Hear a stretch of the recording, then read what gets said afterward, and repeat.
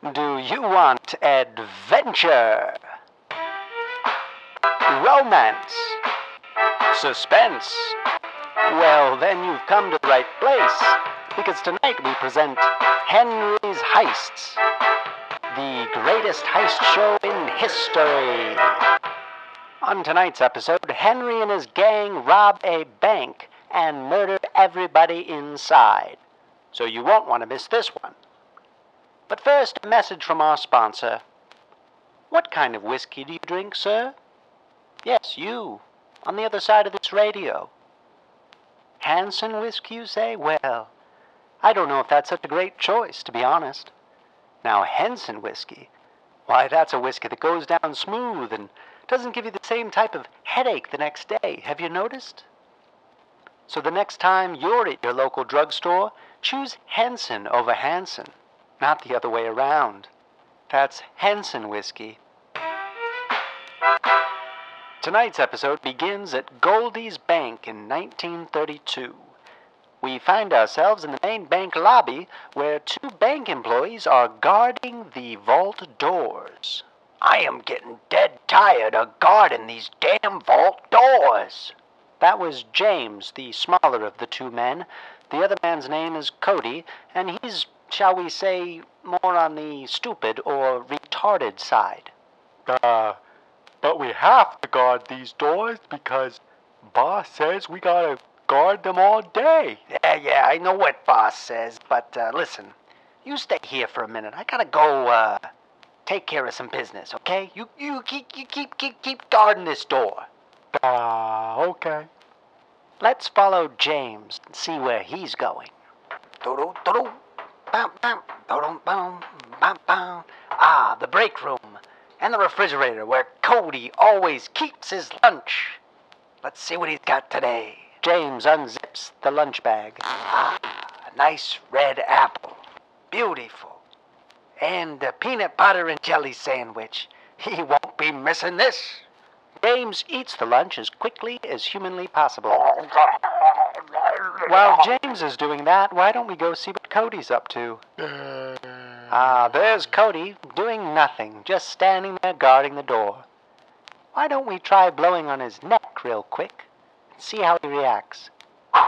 What was that? Someone just blew on my neck. What the heck? Well, it must be a ghost or something. I'm getting out of here. Well, there he goes, out the front doors and scrambling home, afraid of his own shadow. Ha! Cody's now out of the picture. Let's see what's going on at the vault. Well, Cody's nowhere to be seen, and James is half choking on his lunch. What's that? The phone begins to ring. Yes, hello? That's Clarence, the bank manager. Who is this? I don't know any Carol. Really? He must be talking to a lady. Really? But I've got the inside scoop. There's a payphone just 1 block away. Why don't we head over there and see who's really calling?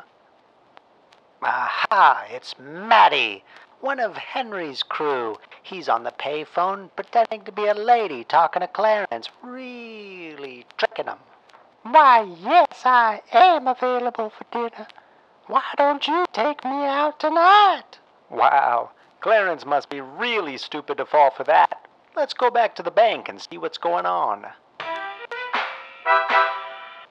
Well, there's Clarence looking in the mirror, combing his hair. He must be getting ready for that big date tonight, huh? Why don't we speak a little bit into his subconscious? Clarence. Clarence, can you hear me? Yes? Clarence, go unlock the vault door. But... That's right. Unlock it. Okay. Good. Now you feel good. Well, now I feel pretty good. Feel better when I go on that date tonight with... Was it Carol? Carol, yes. I think it was Carol. Yes. Just then, Henry himself springs up behind Clarence with a knife to his neck. Oh dear, who are you? You're the worst nightmare. Couldn't you just spare me? I'm gonna enjoy this. Henry, very slowly, not quickly at all. He really takes his time slitting the throat of Clarence, who didn't deserve it. He was just in the wrong place at the wrong time, you see.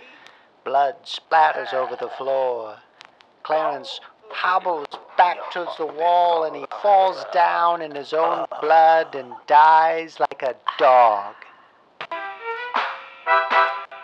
Now all Henry has to do is open the vault and grab the money, and Matty should be there any minute with the getaway car. But first, there should be another man inside.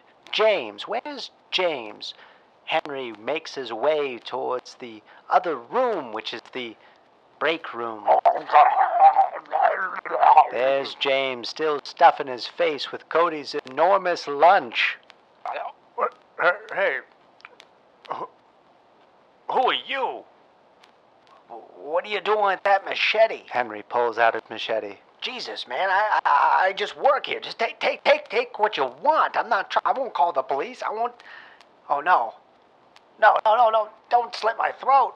Slowly and precisely, Henry slits James' throat. James was telling the truth, too, and Henry knows it.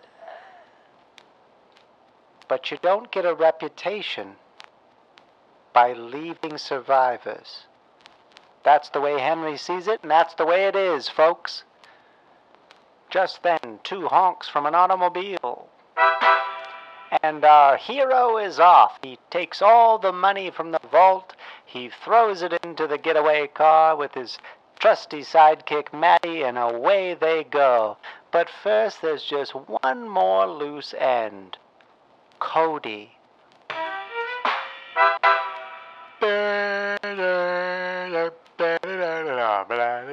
There's Cody, doing what he loves doing best, taking baths in his bathtub. Little does he know that the power is about to go out. Let's trip the breaker. Why did the power go out? Hey, who's that in the shadows? Oh no, a machete. Please, I didn't do anything to you. And that part is true. Cody didn't really do anything to the gang, but he is still a loose end now, isn't he? Henry pulls out his machete slow, so that Cody can really get a good look at the sharp blade. Oh dear.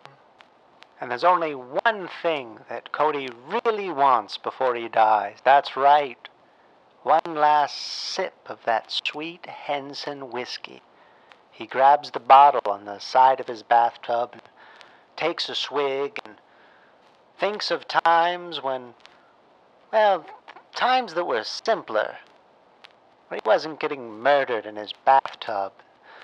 But I assure you, Henson whiskey eased the pain of Cody's death. He barely felt a thing. Next week on Henry's Heist, Henry robs another bank and murders everyone in town. Stay tuned, folks. We'll see you next week.